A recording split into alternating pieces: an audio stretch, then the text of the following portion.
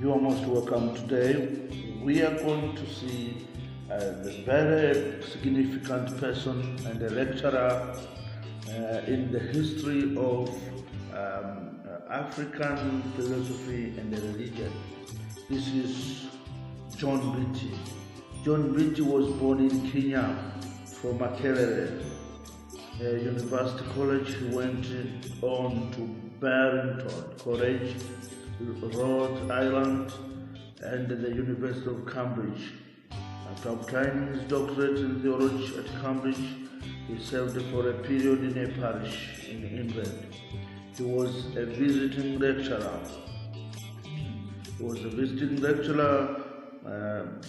At Makerere University College in Uganda. In 1968, being appointed a professor of religious studies, among his numerous publications are Concepts of God in Africa, SPCK 1969, and the Akamba Stories of 1966. In the Oxford Library of African Literature. In addition, he has contributed articles, poetry, and short stories to a variety of journals. In his book, this is African Religions and Philosophy. This is John Mbiti. He says, African religions and philosophy is a systematic study of the attitudes of mind and belief which have evolved in the many societies of Africa. Professor Mbiti's book provides illumination for readers who have grown up in an African society, as well as those who belong to non-African societies. It adds a new dimension to the understanding of the history, thinking, and life of Africa. Professor Mbiti shows where beliefs are common to various parts of Africa. His reading in African languages, English, French, and German, enables him to use a wide range of examples from all over Africa. The subject is approached from an African point of view, with the assumption that the concept of time is basic to our understanding of African religious and philosophical issues. Universal religions such as Christianity and Islam are also briefly discussed in their African context. The book will be essential for everyone concerned with the fields of religion, history, philosophy, anthropology, and all general African studies. So Professor Mbiti have done a great research, and this was a collective work which he had to collect from his periods or lectures made in his work as a professor in these different universities we had. So he had been a lecturer of different international universities. Let us look on African religions and philosophy introduction in his book.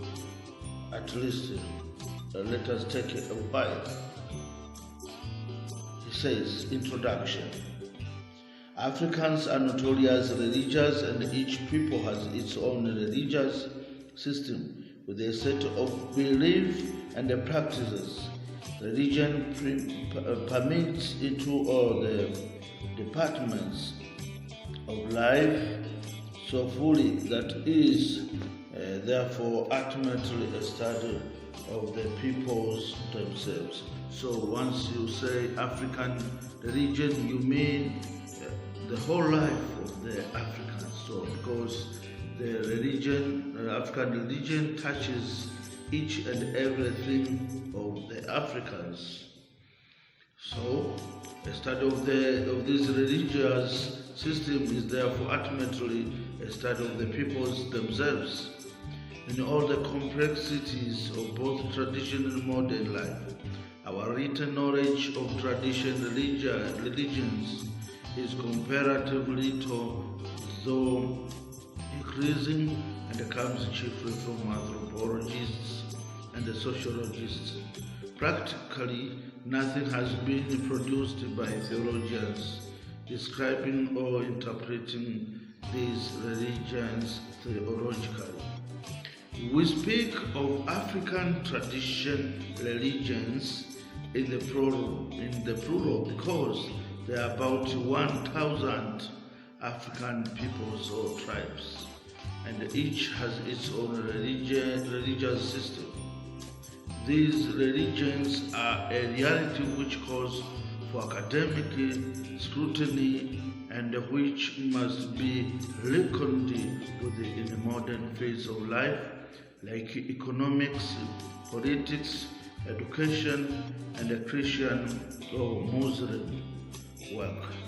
To ignore these traditional beliefs, attitudes, and practices can only lead to a lack of understanding African behavior and problems. Religion is the strongest element in tradition background and exerts probably the greatest influence upon the thinking and the living of the people concerned. While religion can be discerned in terms of beliefs, ceremonies, rituals, and religious officials, philosophy is not so easily distinguishable. So it's very difficult to distinguish religious and philosophies found in the African religions. So African religion can be termed as a philosophy, as how if you take the philosophy of Taoism, the philosophy of Confucianism, all these philosophies are termed and understood as religions. So Beatty has tried his level best to expound the ideas of African philosophies, African religions, but all in all, once you touch the African religion, it's very difficult to distinguish with the African philosophy, because philosophy is the life. Philosophy enters the life of the people. Philosophy gives the understanding of everyday life of the people. So when you say African tradition, I don't know, if you say African religion, you confer to African philosophy in that way. So they are intermingling to some extent, because it's very difficult to distinguish the beliefs the Africans believe in their traditions and those philosophical arenas. So,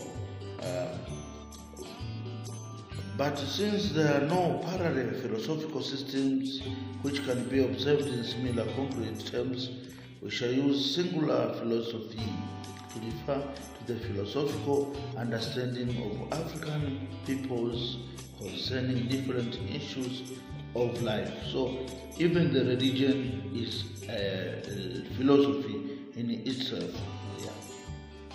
So philosophy of one kind or another is behind the thinking and the acting of every people. That's why philosophy is the whole life of the people. Philosophy is the total way of thinking, believing. That's why in philosophy we have the terminology. This is theodicy.